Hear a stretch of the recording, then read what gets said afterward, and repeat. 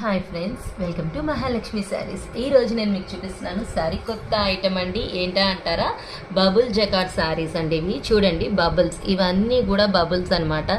Crushing ప్యాటర్న్లో వస్తుంది. చాలా చాలా బాగుంటుంది, కలర్ఫుల్గా ఉంటుంది.